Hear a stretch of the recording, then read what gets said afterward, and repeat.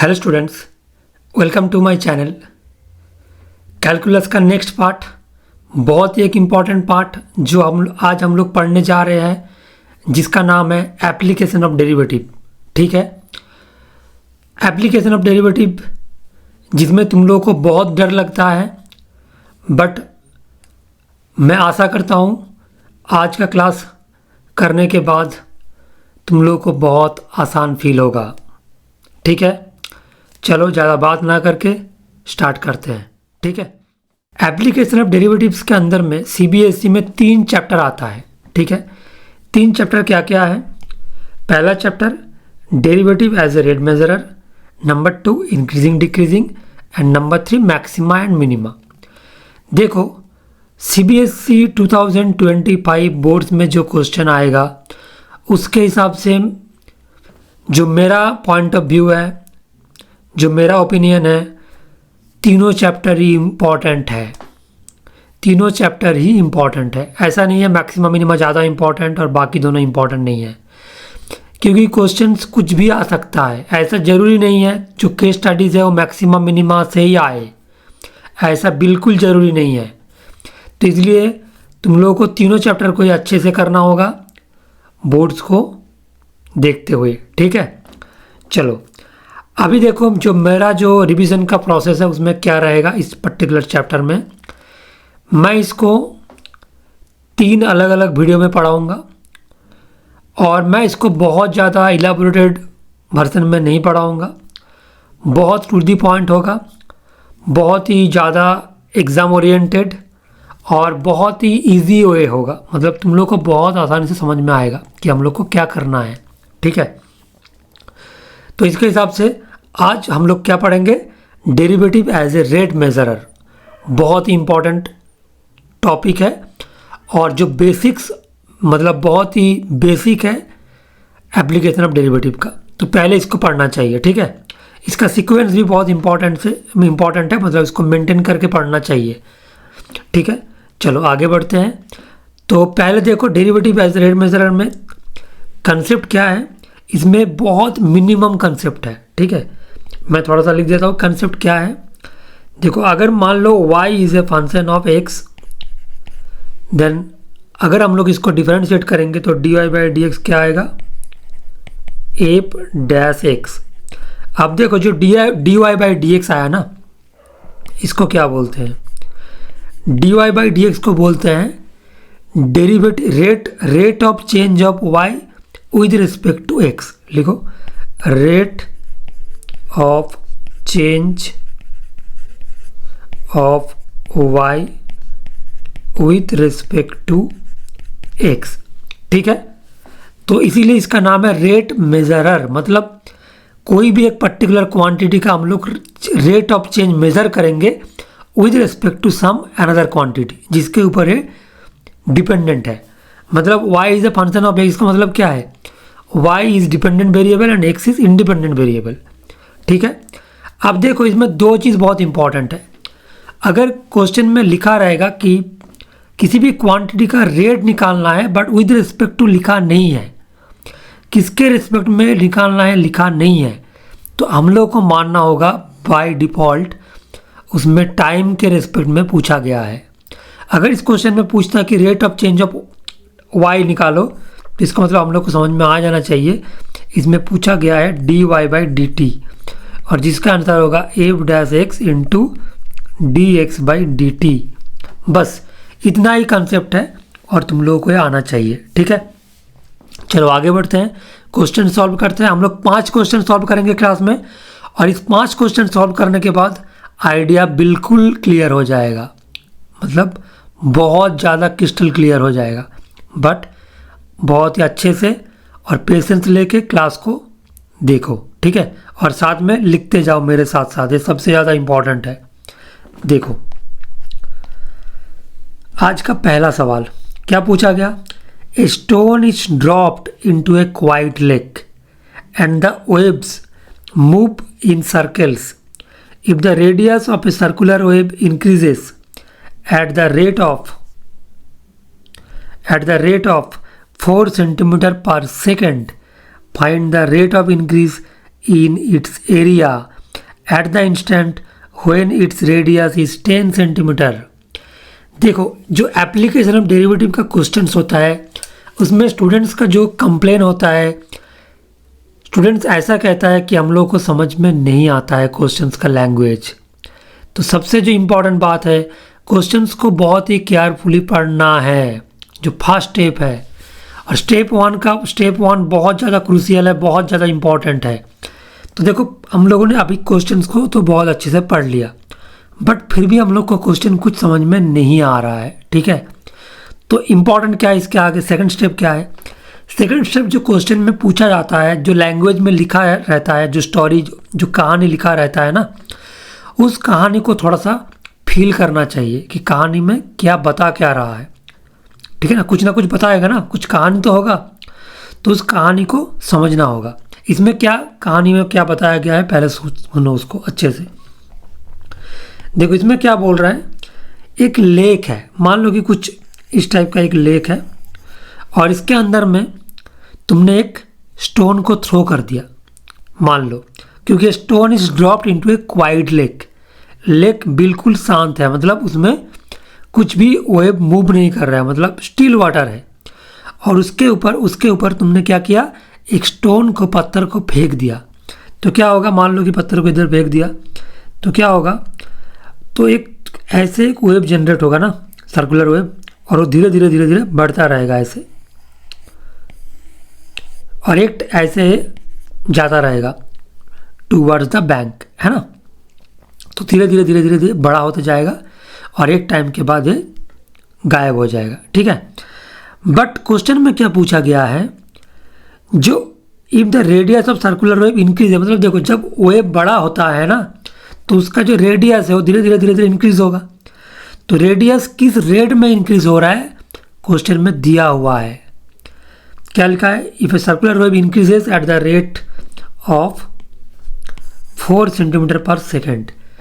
AOD का question का जो पहला जो मतलब इंपॉर्टेंट पार्ट है, क्वेश्चन में क्या गिवन इंफॉर्मेशन है उसको समझना है। तो इसमें इंफॉर्मेशन क्या गिवन है, dr/dt, और जिसका वैल्यू क्वेश्चन में क्या दिया हुआ है, 4 सेंटीमीटर पर सेकेंड। यूनिट बहुत इंपॉर्टेंट है, यूनिट से भी समझ में आ जाता है क्या दिया हुआ है, क्योंकि देखो रेडियस का यूनिट क्या होता है, सेंटीमीटर या मीटर, डिस्टेंस का यूनिट होता है, और नीचे टाइम है तो सेकेंड, ठीक है, या मिनट भी रह सकता है।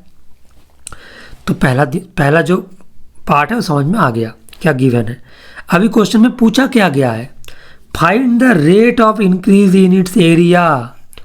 बट एरिया देखो धीरे धीरे एरिया तो बड़ा हो रहा है ना, बट हम लोगों को एक पर्टिकुलर इंस्टेंट में चाहिए कि उस पर्टिकुलर इंस्टेंट में एरिया का इंक्रीज रेट क्या है। उस पर्टिकुलर इंस्टेंट क्या है, when r equals to 10 centimetre. जो पर्टिकुलर इंस्टेंट है उसके बारे में हम लोग बाद में बात करेंगे, पहले इतना समझना है कि हम लोग को निकालना क्या है। तो निकालना क्या है हम लोग को, dA/dt। अगर हम लोग एरिया को a मानते हैं तो हम लोग को निकालना है dA/dt। तो दो चीज़ हम लोग को क्लियर हो गया, क्या गिवन है और क्या पूछा गया है, ठीक है। देखो एक क्वेश्चन को अगर बहुत अच्छे समझ लेंगे तो आगे वाला जो क्वेश्चन आएगा उसमें बहुत आसान बन जाएगा, ठीक है। अब देखो अगर मैं इसके बाद जो नेक्स्ट पार्ट आता है वो उसमें क्या प्रॉब्लम है। देखो जब हम लोग डिफरेंशिएशन करते हैं तो मैक्सिमम स्टूडेंट्स को डिफरेंशिएशन आ जाता है, मतलब कर पाते हैं, बट जब एप्लीकेशन ऑफ डेरिवेटिव का बात आता है तो लोग नहीं कर पाते हैं। इसके अंदर में जो मेन डिफरेंस मुझे लगता है, पहला तो डिफरेंस मैंने बता दिया कि क्वेश्चन को पढ़ना है और उसको समझना है क्या क्या बोला गया है, कहानी समझना है, तो पहला तो करना है। बट उसके बाद भी जो चीज़ समझ में नहीं आता है, देखो डिफरेंशिएशन में क्या होता है ना, हमेशा तुमको एक फंक्शन दिया रहता है, जैसे मान लो y = x², इसको डिफरेंशिएट करना है dy/dx, तो तुम बहुत आसानी से बोल देंगे 2x। तो क्वेश्चन में क्या होता है ना, y = x² गिवन होता है, तुम लोग को खाली डिफरेंशिएट करना पड़ता है। बट एओडी के अंदर में तुम लोगों को सब कुछ करना पड़ता है। पहले कहानी को समझना पड़ता है कि कहानी में क्या पूछा गया है, क्या बोला गया है, क्या गिवन है, क्या पूछा गया है ना। अब उसके बाद खुद को ही, मतलब अपने आप को ही समझ के फंक्शन को जनरेट करना है। फंक्शन बोले तो जो y = x² क्वेश्चन में दिया रहता था दिया रहता था फॉर डिफरेंशिएशन प्रॉब्लम, बट इसमें तुमको जनरेट करना है अपने आप से, तो ये बहुत ही डिफिकल्ट बन गया ना। तुमको खुद को ही पढ़ना है, तुमको खुद को ही समझना है, तुमको खुद को ही फंक्शन को जनरेट करना है और उसको डिफरेंशिएट भी करना है, मतलब सारा काम तुमको ही करना है। इसलिए एओडी थोड़ा बहुत डिफिकल्ट बन जाता है और इसलिए अंडरस्टैंडिंग बहुत ज़्यादा इंपॉर्टेंट हो जाता है। ठीक है, जिसको अंडरस्टैंडिंग अच्छा होगा उसको उतना ज़्यादा तकलीफ नहीं होना चाहिए। ठीक है, अब देखो ज़्यादा सोचो मत, जो मैं प्रोसेस बता रहा हूँ उसको फॉलो करो, 100% एग्ज़ाम में दिक्कत नहीं होगा। ठीक है, चलो देखते हैं। अब देखो जो नेक्स्ट इंपॉर्टेंट है, पूछा गया है dA/dt और दिया गया है dR/dt। तो मुझे क्या चाहिए, ए और आर के बीच में एक कनेक्शन, जिसको हम लोग बोलते हैं function. A is a function of r, क्योंकि सर्कुलर है ना, इसमें मैक्सिमम टाइम जियोमेट्री से काम आता है। जियोमेट्री तुम लोग को डिफाइन कर देगा कि फंक्शन क्या होगा। ठीक है, तो इसमें जियोमेट्री क्या है, सर्कुलर वेब है। वेब का नेचर क्या, वेब का जो जियोमेट्री क्या है, सर्कल, और सर्कल में एरिया कैसे, रेडियस कैसे कनेक्टेड होता है, area equal to pi r square. अब देखो हम क्या लिखेंगे, area equals to pi r square. अब देखो जो मुझे चाहिए था वो मिल गया। मैं एक बार कंपेयर कर देता हूँ y equal to x square के साथ। देखो इसमें y की जगह में a बैठा है और पाई इंटू एक्स स्क्वायर जैसे होता है, इसकी जगह में बैठा है पाई आर स्क्वायर। ठीक है ना, तो उसमें y होता है डिपेंडेंट वेरिएबल एंड x होता है इंडिपेंडेंट वेरिएबल। इसमें a है, एरिया है डिपेंडेंट वेरिएबल और इंडिपेंडेंट वेरिएबल है रेडियस। पूरा कहानी सेम है, जस्ट तुम लोग को समझना है। ठीक है, चलो आगे बढ़ते हैं। अब देखो मुझे क्या चाहिए, dA/dt। तो क्या करना है, इसको डिफरेंशिएट करना है with respect to time. So dA/dt का आंसर क्या आ जाएगा, देखो पहले इसको 2πr लिख देता, चेन रूल यूज करना है, इंटू dR/dt। अब देखो मुझे क्या पूछा गया है, निकालो dA/dt at r equals to 10 centimetre. I think r का वैल्यू क्या दिया गया है, 10 centimetre. Yes, so 10 r equals to 10, सबको डाल दो 2 पाई इंटू 10 और dI/dt का वैल्यू है 4। सो अल्टीमेटली 4 इंटू 2 8 इंटू 10 80 और पाई को मैं पाई में छोड़ रहा हूँ। इसका यूनिट क्या होगा, एरिया के लिए सेंटीमीटर स्क्वायर पर सेकेंड। ठीक है, देखो क्वेश्चन बहुत आसान था, मैं चाहूँ तो इसको विद इन 30 सेकेंड सॉल्व कर सकता था, बट तुम लोग को कंसेप्ट समझाना चाहिए था, इसलिए मैंने इतना टाइम वेस्ट किया। ठीक है, मतलब इतना टाइम तुम लोगों के ऊपर स्पेंड किया। अब देखो जो नेक्स्ट सवाल है उसमें हम लोग बहुत जल्दी सॉल्व करेंगे। चलो आगे बढ़ते हैं। क्वेश्चन नंबर 2, इसमें क्या पूछा गया, the volume of A spherical balloon is increasing at the rate of 20 centimeter cube per second. Find the rate of change of its surface area at the instant when its radius is 8 centimeter. देखो मैं जो question में तुम लोगों को solve करा रहा हूँ ना, इसमें तुम लोगों को जो सीखने का मिलेगा, जो पहला सवाल था वो बहुत ही डायरेक्ट सवाल था, उसमें जस्ट तुमको कंसेप्ट समझ में आना चाहिए और तुम उसको डायरेक्ट एप्लीकेशन करना चाहिए। अब जो मैं सेकेंड सवाल पढ़ा रहा हूँ ना, इसमें तुम लोग को डायरेक्ट एप्लीकेशन नहीं है, इसमें थोड़ा सा एडवांस है। मैं दिखाता हूँ कैसे एडवांस है। देखो क्वेश्चन में मेरा लॉजिक क्या था, पहले कहानी को समझो। कहानी क्या है, एक बैलून है जिसमें तुम क्या कर रहे हो, मान लो उसके अंदर में तुम हवा भर रहे हो, जिसके लिए उसका जो वॉल्यूम है वो बढ़ रहा है, इंक्रीज हो रहा है, और जो इंक्रीज होने का जो रेट है उसका यूनिट, उसका क्या डेटा क्या लिखा है, 20 सेंटीमीटर क्यूब पर सेकंड। जिसको समझ में आ रहा है तो अच्छा है कि 20 सेंटीमीटर क्यूब पर सेकंड क्या है, और जिसको नहीं आ रहा है समझ, उसके लिए मैं और एक ट्रिक बता रहा हूँ। इसका यूनिट देखो, सेंटीमीटर क्यूब किसका यूनिट होता है, वॉल्यूम का, और बाय टाइम है, मतलब dV/dt। तो इसमें गिवन क्या है, dV/dt। क्लियर, और dV/dt का वैल्यू क्या है, 20 सेंटीमीटर क्यूब पर सेकेंड। क्लियर। अब देखो पूछा क्या गया है, find the rate of change of its surface area, मतलब dA/dt एक पर्टिकुलर इंस्टेंट में पूछा गया है। कब, जब r का वैल्यू है 8 सेंटीमीटर। इसका वैल्यू तुम लोगों को पूछा गया है। तो पहला जो मेरा पॉइंट था वो क्लियर हो गया, क्वेश्चन में गिवन क्या है और क्वेश्चन में पूछा क्या गया है, ठीक है। अब जो सेकेंड पॉइंट आता है, क्वेश्चन में हम लोग को फंक्शन को जनरेट करना चाहिए जिसको चाहिए और जिसको दिया हुआ है। देखो इसमें दिया हुआ है क्या, आर, मतलब आर का वैल्यू एक पर्टिकुलर इंस्टेंट में, और पूछा क्या गया है, सरफेस एरिया। तो सरफेस एरिया के साथ जो रेडियस है स्फीयर का उसके बीच में कनेक्शन चाहिए, और जो आएगा कहाँ से, जियोमेट्री से। इसमें जियोमेट्री क्या है, स्फेरिकल बैलून है ना, तो स्फीयर का क्या होता है, सरफेस एरिया 4πr², और इसका वॉल्यूम क्या होता है, 4/3πr³। ये दोनों याद होना चाहिए, ठीक है। तो देखो नेक्स्ट, तो सरफेस एरिया को मैं मान लेता हूँ ए, थोड़ा सा लिख लेना, let A be the surface area of the sphere and B be the volume, ठीक है। So A equals to 4πr²। अब मुझे क्या चाहिए, dA/dt, क्योंकि लिखा है rate of change of its surface area, किसी के रेस्पेक्ट में नहीं पूछा गया। तो मैंने क्या बताया था, जब किसी के रेस्पेक्ट में नहीं पूछा जाएगा तो इसका मतलब क्या है, dt के रेस्पेक्ट में, मतलब टाइम के रेस्पेक्ट में। तो क्या बन जाएगा, dA/dt मुझे चाहिए, तो इसको टाइम के रेस्पेक्ट में डिफरेंशिएट करो। सो dA/dt चेन रूल अप्लाई कर दो, सो हो जाएगा 8πr, क्योंकि 4π इंटू 2r, साथ में जो तुम लोग भूल जाओगे इंटू dr/dt, क्योंकि t के रेस्पेक्ट में डिफरेंशिएशन हो रहा है। क्लियर। अब देखो जो नेक्स्ट इंपॉर्टेंट पॉइंट है, नेक्स्ट इंपॉर्टेंट पॉइंट क्या है, हम लोग को पूछा गया है dA/dt at particular instant r equals to 8 centimetre. But जो तकलीफ हम लोग को हो रहा है, dr/dt क्वेश्चन में गिवन नहीं है। जो पहला क्वेश्चन था उसमें डायरेक्टली गिवन था dr/dt। अब समझ में आ रहा है ना कि मैंने बोला था कि थोड़ा सा एडवांस है, क्योंकि इसमें डायरेक्टली dr/dt गिवन नहीं है। बट उसके लिए तुम लोगों को और एक इन्फॉर्मेशन उन्होंने दे दिया, और इन्फॉर्मेशन क्या है, dV/dt। तो हम लोग क्या करेंगे, उसको यूज़ करेंगे।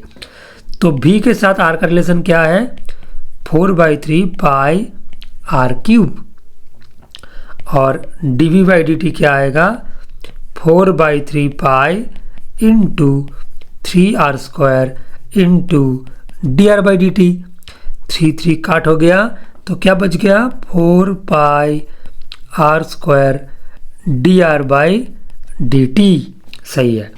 नेक्स्ट देखो dV/dt का वैल्यू क्या दिया है, क्वेश्चन में गिवन है 20, इसको डालो इधर, equals to 4πr² into dr/dt। तो इधर से हम लोग dr/dt को निकाल लेते हैं इन टर्म्स ऑफ r। तो इसका वैल्यू क्या आ जाएगा, 5/πr²। देखो मैंने r को नहीं डाल रहा हूँ, अभी लास्ट में जाके पुट करूँगा, ठीक है। तो अब नेक्स्ट देखो, सो dA/dt का वैल्यू क्या आ जाएगा, 8πr इंटू 5/πr²। कैलकुलेशन बहुत आसान बन जाएगा, पाई कट हो जाएगा, एक r भी चला जाएगा, सो 40/r। अभी देखो जो फाइनल स्टेज में क्या पूछा गया था, dA/dt at r equals to 8 centimetre. अभी इसमें सेंटीमीटर लिखने का जरूरत नहीं है, सो 40/8 मतलब आंसर क्या आ जाएगा, 5 सेंटीमीटर स्क्वायर पर सेकेंड। मैंने इसका आंसर में सेंटीमीटर स्क्वायर क्यों लिखा, क्योंकि एरिया का यूनिट होता है सेंटीमीटर स्क्वायर, ठीक है। यूनिट बहुत इंपॉर्टेंट है, अगर यूनिट नहीं लिखोगे तो मार्क्स जाएगा, तो बी केयरफुल। चलो आगे बढ़ते हैं। तो इस क्वेश्चन तुम लोगों को समझ में आ गया। क्वेश्चन नंबर 3, इसमें क्या पूछा गया, sand is pouring from A pipe. Sand को पोर किया जा रहा है एक पाइप से, eight the rate of 12 centimetre cube पर सेकेंड। अब तुम लोग बताओ 12 सेंटीमीटर क्यूब पर सेकेंड कौन सा डेटा है, कौन सा गिवन डेटा है। आई होप तुम लोग बोल पाओगे। तो क्या है, dV/dt। क्लियर। बहुत अगर तुम लोग थोड़ा सा इसको ध्यान देंगे ना तो बहुत आसान है क्वेश्चन सॉल्व करना। बट हाँ, अंडरस्टैंडिंग बहुत इंपॉर्टेंट है, तुम इसको मेमोराइज करके नहीं कर सकते, ठीक है। नेक्स्ट देखो, द फॉलिंग सैंड, जो सैंड पोर हो रहा है उसके अंदर में, forms a cone on the ground. मतलब एक पाइप से ऐसे पोर हो रहा है ना, तो क्या फॉर्म कर रहा है, एक कोन फॉर्मेशन हो रहा है, ठीक है, मतलब कुछ इस टाइप का एक कोन फॉर्मेशन हो रहा है। मैं एक बार दिखा देता हूँ, ऐसे कुछ कोन फॉर्मेशन हो रहा है, मान लो थोड़ा बहुत ऐसे दिखने में हो रहा है, ठीक है। अब देखो इसमें क्या बोला, ground in such A way that the height of the cone is always 1/6 of its radius. मतलब और एक इन्फॉर्मेशन क्वेश्चन में गिवन है, हमेशा कोन का जो हाइट होता है, कोन का हाइट होता है ये वाला, और इसका बेस रेडियस होता है r, और इसको बोलते हैं h, और इसको बोलते हैं स्लैंट हाइट, और दोनों के तीनों के बीच में एक कनेक्शन भी है, L² = r² + h², क्योंकि एक राइट एंगल ट्रायंगल फॉर्म हो रहा है, हमेशा होता है, और यूजिंग पाइथागोरस थ्योरम हम लोग को रिलेशन मिलता है, ठीक है। ये बहुत इंपॉर्टेंट है आगे वाला क्वेश्चन में। तो देखो अभी हम लोग को क्या चाहिए, इसमें क्वेश्चन में क्या दिया है, हाइट ऑफ द कोन मतलब h इज ऑलवेज 1/6, मतलब r/6 of its base radius, ठीक है, of its base sorry. Next देखो, how fast is the height of the sand cause increasing when the height is 4 centimetre. तो मेरा point क्या था, given क्या है और क्या पूछा गया है, और कहानी क्या है। कहानी तो हम लोग को समझ में आ गया, और अभी नेक्स्ट क्या है, गिवन समझ में आ गया। अब पूछा क्या गया है, पूछा गया है height of the sand is cone is increasing, मतलब dh/dt इसका वैल्यू क्या होगा, इसको पूछा गया है। अब देखो इंपॉर्टेंट पॉइंट, फंक्शन को जनरेट करना होगा, जो डेटा गिवन है और जो पूछा गया है उसके बीच में कनेक्शन चाहिए। तो गिवन क्या है, dv/dt, पूछा क्या गया है dh/dt, तो v और h के बीच में कनेक्शन बनाओ। सो v = 1/3 πr²h, volume of the cone याद होना चाहिए। और देखो मैं दो चीज़ बता देता हूँ, वॉल्यूम ऑफ द कोन होता है सिलेंडर का, अगर कोन का सिलेंडर का अगर वॉल्यूम का फॉर्मूला याद रखोगे तो उसका 1/3 ऐसे याद रखो, सिलेंडर का होता है πr²h, इसका 1/3 πr²h, ठीक है। और कोन का जो और एक इम्पॉर्टेंट बात है, कोन का जो कार्व सरफेस एरिया है ना, CA से कार्व सरफेस एरिया, मतलब जो इसका बॉडी है ये वाला पार्ट, कार्व सरफेस एरिया क्या होता है, CA से = πrl, बहुत इंपॉर्टेंट है। और साथ में जो नीचे वाला बेस एरिया है, बेस एरिया क्या होगा, सर्कल दिख रहा है ना, πr², ठीक है। तो टोटल एरिया क्या होगा, πrl + πr²। अभी नहीं चाहिए बट मैं ऐसे बता रहा हूँ, आगे चाहिए, आगे इसका ज़रूरत पड़ेगा जब हम लोग मैक्सिमम मिनिमा चैप्टर पढ़ेंगे, ठीक है। और इसमें भी पढ़ सकता है कुछ, अगर ऐसा क्वेश्चन आ जाए तो। अब देखो v और h के बीच में कनेक्शन को मैं लिख लेता हूँ। सो v = 1/3 πr²h। देखो क्या क्या प्रॉब्लम तुम लोग फील कर सकते हो, मैं पहले से बता रहा हूँ। देखो अभी बहुत सारे स्टूडेंट्स को इतना तक आ जाएगा, इसके बाद भी तुम फंस जाओगे एग्जाम में। कैसे, क्योंकि अभी तुम इसको डिफरेंशिएट करने जाओगे ना। बट प्रॉब्लम क्या है, v is a function of 2 variable, क्योंकि r और h दोनों ही वेरिएबल है ना इस क्वेश्चन में। तो हम लोग 2 वेरिएबल को एक साथ में डिफरेंशिएट नहीं कर सकते, ऐसा कोई प्रोसेस हम लोगों के पास नहीं है, ठीक है, जो सिलेबस के अंदर में है। तो हम लोग क्या करेंगे, इसके लिए हमेशा एग्जामिनर ने एक डेटा को एक्स्ट्रा दिया रहेगा, तुम लोग को देंगे एग्जामिनर, ठीक है। क्यों, क्योंकि वो चाहता है कि तुम लोग इसको यूज़ करो। तो क्या डेटा क्या दिया है, h = r/6। तो हम लोग को h के टर्म में चाहिए ना, तो हम लोग r को एलिमिनेट कर देते हैं। r = क्या होगा, इधर से 6h, बहुत आसान कंसेप्ट है, ठीक है। सो 1/3 π/6h² × h। सो बेसिकली देखो 36/3 मतलब 12 πh³। आई होप किसी को तकलीफ नहीं है। अब मुझे क्या चाहिए, dv/dt, सॉरी dh/dt। तो हम लोग को क्या करना चाहिए, differentiating with respect to t, dwrt t। तो क्या आ जाएगा, dv/dt = 12 π × 3h² × dh/dt। सो dh/dt क्या बन जाएगा, 1/36 पाई एच स्क्वायर इंटू dv/dt। अभी देखो क्वेश्चन में dv/dt क्वेश्चन में गिवन है और एच भी क्वेश्चन में गिवन है, जो इंस्टेंट में तुम लोग को निकालने के लिए बोला है। तो हम लोग को क्या निकालना है, dh/dt eight h equals to 4। तो इसका कैंसर क्या होगा, 1/36 पाई इंटू 4 स्क्वायर मतलब 16 और dv/dt का आंसर दिया है 12। तो इसको काटो 12 से तो आ जाएगा 3। तो बेसिकली 1/48 पाई, यूनिट क्या होगा, सेंटीमीटर पर सेकेंड। बहुत इंपॉर्टेंट सवाल था। तो कंसेप्ट आई होप समझ में आ गया। चलो आगे बढ़ते हैं, ठीक है। देखो नेक्स्ट क्वेश्चन नंबर 4। मैंने बहुत ज़्यादा इंपॉर्टेंट सवाल लिए हैं और बहुत डिफरेंट टाइप का सवाल लिए है कि तुम लोग को पूरा एरिया कवर हो जाए, रिवीजन हो जाए अच्छे से, ठीक है। बिल्कुल चिंता करने का जरूरत नहीं है, बहुत अच्छे से रिवीजन हो जाएगा। नेक्स्ट देखो क्वेश्चन नंबर 4 में क्या पूछा गया है। A 5 metre long ladder is leaning against a wall. मतलब कहानी क्या है, पहले कहानी को देख लो।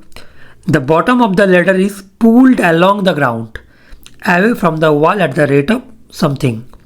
How fast is its height on the wall decreasing when the foot of the ladder is 4 meter away from the wall? Maximum times students जो कहानी है उसको समझ नहीं पाता, इसलिए क्वेश्चन नहीं बनता, ठीक है। तो पहले कहानी को समझना बहुत ज़्यादा इंपॉर्टेंट है, क्वेश्चन को फील करना चाहिए, अदरवाइज सॉल्व नहीं होगा, ठीक है। रोबोट जैसा मत बनो, क्योंकि क्वेश्चन का फीलिंग आना चाहिए। देखो नेक्स्ट, पहले क्वेश्चन को हम लोग थोड़ा सा डायग्राम बनाते हैं, बहुत ही रफ डायग्राम। जैसे देखो एक लेडर है जो लीनिंग अगेंस्ट वॉल है। इसका मतलब क्या है, जैसे कोई वाला ग्राउंड है, मैं ग्राउंड बनाया और इधर एक मान लो ऐसे एक वॉल है, ठीक है, इधर वॉल है। अब देखो लेडर होता है ना, ऐसे हम लोग उसको रखते हैं ना, थोड़ा सा टिल्ट करके। तो देखो ऐसे टिल्ट करके रखा हुआ है। अब मैंने बना दिया एक लेडर, ठीक है। अब देखो जो इंपॉर्टेंट पॉइंट है, लेडर का 2 पार्ट है, एक अपर वाला पॉइंट और एक बॉटम वाला पॉइंट, जो दोनों फिजिक्स में बहुत सारा ऐसे क्वेश्चन सॉल्व किए हो। जो फ्रिक्शन वाला चैप्टर है उसमें बहुत सारा क्वेश्चन ऐसे सॉल्व करते हो, है ना। तो आई होप तुम लोग को थोड़ा बहुत तो आइडिया है। अब देखो इसका 2 पॉइंट है, ऊपर में एक पॉइंट और नीचे में एक पॉइंट। अब देखो दोनों पॉइंट में ना एक बहुत ज़्यादा इंपॉर्टेंट बात है। क्या, अगर तुम नीचे वाला पॉइंट को ऐसे पकड़ के ऐसे खींचोगे, मतलब पुल करोगे ऐसे इधर इस डायरेक्शन में, तो ऊपर वाला पॉइंट नीचे आ जाएगा, मतलब गिर जाएगा ना, नीचे की तरफ मूव करेगा। तो बेसिकली देखो एक दूसरे के ऊपर डिपेंडेंट है। हम लोग को तो यही चाहिए होता है ना, डिपेंडेंट वेरिएबल और इंडिपेंडेंट वेरिएबल, जो हम लोग डिफरेंशिएशन चैप्टर में करते हैं, फंक्शन जनरेट करते हैं ना। तो अब देखो हम लोग क्या करेंगे, इसमें 2 डायमेंशन है, मेनली 3 डायमेंशन है, बट एक डायमेंशन प्योरली फिक्स्ड है। अब तुम लोग सोच रहे हो मैं कौन सा डायमेंशन की बात कर रहा हूँ। देखो पहला है, इसका नाम देता हूँ, मान लो इसका नाम है ए और इस पॉइंट का नाम है बी, इस पॉइंट का नाम है सी। अब देखो जो ए सी है ना, वो तो लेडर का लेंथ है, वो तो हमेशा फिक्स्ड होगा ना। तुमने एक पर्टिकुलर लेडर को चूज कर लिया तो उसका लेंथ तो फिक्स्ड हो गया, उसको तो तुम चेंज नहीं कर सकते ना ऊपर नीचे करके। तो बेसिकली ए सी जो लेंथ है, जो डायमेंशन है, वो बेसिकली फिक्स्ड है। तो ए सी का लेंथ क्वेश्चन में क्या गिवन है, 5 मीटर। बहुत अच्छा। अब देखो जो BC लेंथ है और AB लेंथ है क्वेश्चन में गिवन नहीं है, ठीक है, और गिवन नहीं भी होना चाहिए क्योंकि ये तो वेरिएबल है ना। तुम अगर मैं इसको थोड़ा सा नीचे कर दूँ, ये पॉइंट थोड़ा सा नीचे आ जाए तो कुछ पिक्चर ऐसे बन जाएगा ना। अब देखो इसका ओरिएंट मतलब इसका जो लेंथ है चेंज हो गया ना, जो AB का जो लेंथ है वो छोटा हो गया पहले से, और जो BC है वो थोड़ा सा बड़ा हो गया। तो बेसिकली तुमने कुछ ऐसा ही किए हो, जो C पॉइंट है उसको ऐसे खींच लिया तो क्या हो गया, थोड़ा सा ऐसे आ गया। अब देखो इसलिए मैं क्या कर रहा हूँ, जो BC है उसको मैं मान रहा हूँ आइदर X या Y, कोई एक डिपेंडेंट होगा, कोई और एक दूसरा इंडिपेंडेंट होगा। इसमें हम लोग को ज़्यादा टेंशन लेने का जरूरत नहीं है। बट इम्पॉर्टेंट पॉइंट यही है, ये दोनों जो लेंथ है वो वेरिएबल है, ये चेंज हो सकता है। इसलिए हम लोग एक को लिया x और दूसरे को लिया y। क्योंकि हम लोग देखो जनरली क्या होता है, हम लोग क्वेश्चन सॉल्व करने के टाइम एक्स वाई ले लेते हैं, बट उतना फीलिंग्स नहीं आता कि क्यों एक्स वाई ले लिया। हम लोग को लगता है कि मैथ में तो हम लोग ऐसे ही करते हैं, जो भी दिखता है कुछ अननोन है तो ले लेते हैं x y. But important point यही है कि दोनों वेरिएबल है, इसलिए हम लोग इसको एक को एक्स और दूसरे को वाई ले रहे हैं। ठीक है, तो जो मेरा पॉइंट था समझ में आ गया। अब देखो क्वेश्चन में क्या गिवन है, देखो जो इम्पोर्टेंट बात, pulled along the ground away from the wall at the rate 2 metre पर सेकेंड। अब देखो अगर तुम इसको ऐसे खींचोगे तो कौन सा डायमेंशन चेंज हो रहा है, पुल्ड अलोंग ग्राउंड में कौन सा डायमेंशन हो रहा है, एक्स डायमेंशन, इसलिए गिवन कौन सा डेटा है, dx/dt। पहले समझ में आना चाहिए। तो गिवन क्या है, चलो रेड पेन यूज़ कर लेता हूँ। सो गिवन क्या है, dx/dt। मुझे कैसे समझ में आया, क्योंकि जो x डायमेंशन है उसको ग्राउंड से हम लोग पूल कर रहे हैं ना, तो इसलिए dx/dt। So dx/dt equal to 2 metre पर second. Clear. How fast is its height on the wall decreasing. Height on the wall decreasing, कौन सा हाइट, कौन सा डायमेंशन है, y। तो पूछा क्या गया है, dy/dt का वैल्यू क्या है, dy/dt का वैल्यू क्या होगा, यही क्वेश्चन में पूछा गया है। डिक्रीजिंग क्यों बोल रहा है, क्योंकि नीचे आ रहा है ना तो घटेगा ना, इसलिए उसका पूछ रहा है कि कितना डिक्रीज होगा। ठीक है, अब देखो नेक्स्ट क्वेश्चन में क्या बोला गया है, when the foot of the ladder, foot of the ladder कौन सा है, सी पॉइंट है, फुट, सी पॉइंट को बोलते हैं foot of the ladder, is 4 metre away from the wall. मतलब एक पर्टिकुलर इंस्टेंट में तुम लोग को बोलना है, जब मान लो सी डैश हो गया और ए डैश हो गया, जो ए वाला पॉइंट है वो इधर आके ए डैश हो गया, जब बी सी डैश का वैल्यू है 4 मीटर, जब बी सी डैश का वैल्यू है 4 मीटर, मतलब जो नया एक्स है उसका वैल्यू है 4 मीटर। क्लियर हो गया। चलो तो अभी हम लोग को नेक्स्ट क्या चाहिए, dy/dt पूछा गया है एट x इक्वल टू 4। अब देखो तुम लोगों को दिमाग में ये भी आना चाहिए, जब x 4 होगा इस पर्टिकुलर सिचुएशन में, तब y का वैल्यू क्या होगा। देखो हम लोग पाइथागोरस थ्योरम से निकाल सकते हैं ना, क्योंकि तुम्हारा जो लेडर है 5 मीटर है, तो हम लोग क्या कर सकते हैं, बाय यूजिंग पाइथागोरस थ्योरम जो y का लेंथ होगा। अच्छा उससे पहले अब मैं और एक काम करता हूँ, इसको मैं थोड़ा सा बाद में बता रहा हूँ, नहीं तो तुम लोग का कन्फ्यूजन होगा। ठीक है, ठीक है, अब इतना समझ में आ गया ना कि x इक्वल टू 4 में पूछा गया है। ठीक है, चलो रहने दो। अब देखो मुझे नेक्स्ट क्या चाहिए, मुझे पूछा गया है dy/dt और गिवन क्या है dx/dt। तो मैंने बताया था ना कि जो पूछा जाएगा और जो दिया रहेगा उसके बीच में चाहिए कनेक्शन, रिलेशन, फंक्शन जनरेट करना होगा। तो इसमें y और x के बीच में फंक्शन कैसे जनरेट करोगे, कोई जियोमेट्री तो नहीं दिया हुआ है। पहले क्वेश्चन में दिया हुआ था स्फेरिकल बैलून, तो स्फेयर बोला था ना, उसका जो प्रीवियस क्वेश्चन था उसमें बोला गया था सर्कुलर वेब। तो इसमें तो जियोमेट्री नहीं है, बट हाँ कुछ तो है कनेक्शन। जियोमेट्री उस टाइप का नहीं है बट है जियोमेट्री। इसमें एक ट्रायंगल फॉर्म हो रहा है और एक स्पेशल काइंड ऑफ ट्रायंगल, मतलब राइट एंगल ट्रायंगल। तो उधर से हम लोग को x और y के बीच का कनेक्शन मिल जाएगा। और कनेक्शन क्या है, x square plus y square equal to 5 square. Pythagoras theorem क्या लिखना है, फ्रॉम ट्रायंगल ABC। ठीक है, बाय यूजिंग पाइथागोरस थ्योरम।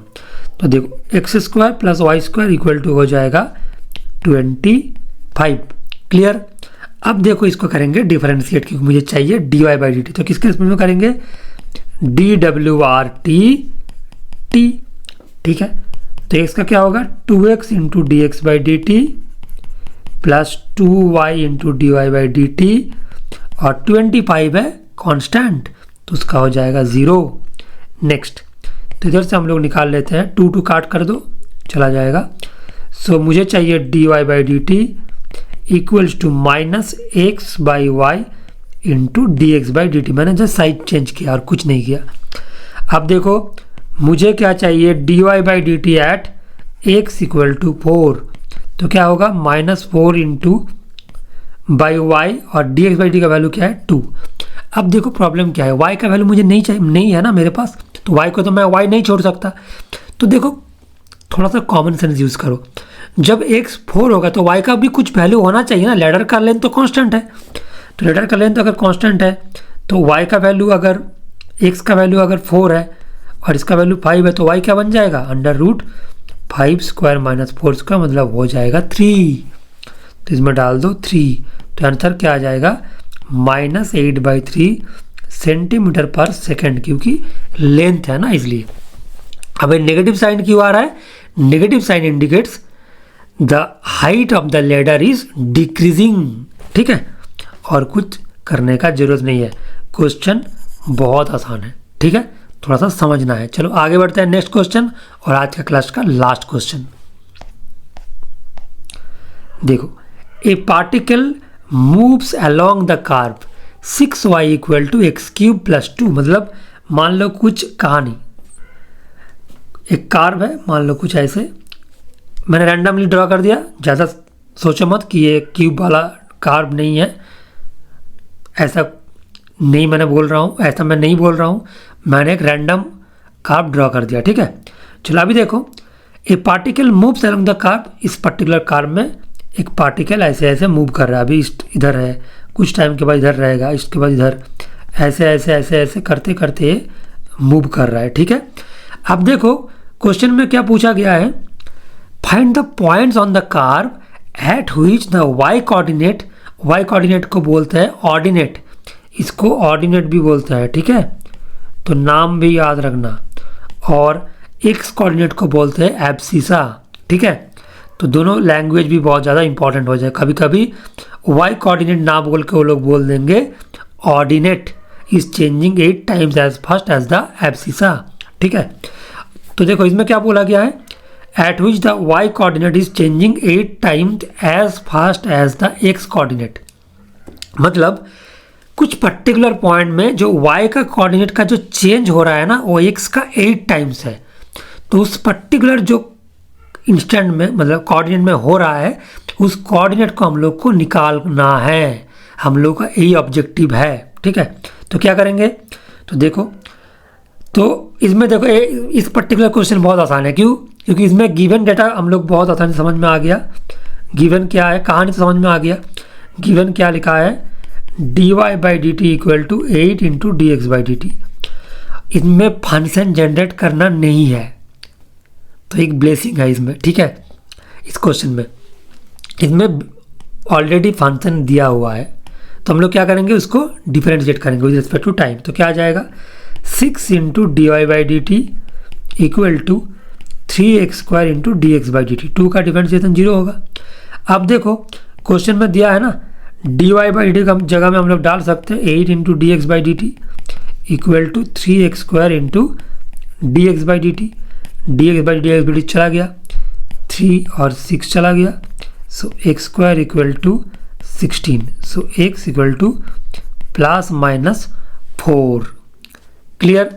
अगर x ±4 है तो y का वैल्यू हम लोग को निकालना चाहिए, तो y का वैल्यू क्या होगा, कार्व में डाल दो क्योंकि कार्व के ऊपर ही तो पॉइंट है ना, सो y = x³, मतलब अगर x अगर 4 है, when x = 4, सो 4³ + 2/6, मतलब 24 + 2 मतलब 26/6, मतलब 13/2, 4 सॉरी इसमें थोड़ा बहुत गलत हो गया, 4³ का मतलब होता है 66, 64 + 2, 64 + 2/6 मतलब 11/3, ठीक है। तो इसका पॉइंट क्या आ जाएगा 4, मैंने क्या कर रहा हूँ मैं, 66/6 क्या होता है 11, सॉरी बहुत सॉरी, ठीक है। देखो इसकी मतलब 11, तो क्या आ जाएगा 4, 11, एक पॉइंट आ जाएगा। और सेकंड पॉइंट क्या होगा, when x = -4 then y = -4³ + 2/6 मतलब -64 + 2/6 मतलब -62/6, सो -31/3, तो इस पॉइंट का कोऑर्डिनेट क्या हो जाएगा -4, -31/3। तो ऐसे कुछ भी क्वेश्चन पूछ सकता है। मैंने जो कंसेप्ट कवर किया उसके ऊपर ही क्वेश्चन आएगा, ये मैं बता सकता हूँ। ठीक है, इसको बहुत अच्छे से घर में प्रैक्टिस कर लो जो मैंने पढ़ाया। तो आज जो मुझे बताना था मैं बता दिया। अब मैं नेक्स्ट क्लास में पढ़ाऊँगा इंक्रीजिंग एंड डिक्रीजिंग। उसमें से भी मैं 4-5 क्वेश्चन सिलेक्ट करके आऊँगा और बहुत ज़्यादा इंपॉर्टेंट क्वेश्चंस होगा और बहुत ज़्यादा मतलब बोर्ड्स में आने का चांसेस बहुत हाई होने वाला क्वेश्चन ही मैं चूज़ करूँगा। ठीक है, तो रिवीजन अच्छे से करो घर में, और ज़्यादा टाइम बचा नहीं है एग्ज़ाम के लिए, तो टेंशन करने का बिल्कुल भी ज़रूरत नहीं है। अच्छे से पढ़ो तो सब कुछ अच्छा होगा। ठीक है, और मेन इम्पॉर्टेंट बात है, मैथ्स में हमेशा लिखना है। जो भी तुम कर रहे हो उसको लिखो। कभी ऐसा मत सोचो कि एक बार उसको देख लेते हैं तो हो जाएगा, कभी नहीं होगा। अगर तुम लोगों को लगता है ऐसा तो बिल्कुल गलत है। ठीक है, मतलब तुम लोगों को हमेशा उसको सॉल्व करना चाहिए पेन एंड पेपर में। ठीक है, मुझे और कुछ बोलना नहीं है, बट मुझे एक ही बात बोलना है, तुम लोग अगर इतना मतलब पूरा वीडियो को अगर देख लिया और कंसेप्ट को बहुत अच्छे समझ में आ गया तो एक लाइक बनता है। ठीक है, तो एक लाइक दे दो और दोस्तों के साथ जितना हो सके शेयर कर दो। चैनल को सब्सक्राइब तो करना ही है क्योंकि आगे भी देखना है ना, इसलिए चैनल को सब्सक्राइब कर दो। ठीक है, और मुझे कमेंट करके बताओ कि जो मैं एप्लीकेशन ऑफ डेरिवेटिव मैंने पढ़ाया, जो पहला जो चैप्टर है, तुम लोगों को कैसा लगा। ठीक है, क्योंकि एप्लीकेशन ऑफ डेरिवेटिव में मुझे लगता है तुम लोग को बहुत ज़्यादा डर लगता है। तो अगर थोड़ा बहुत डर कम हुआ तो मुझे ज़रूर एक कमेंट करके बताओ। ठीक है, चलो फिर मिलते हैं। आज के लिए इतना ही, बाय।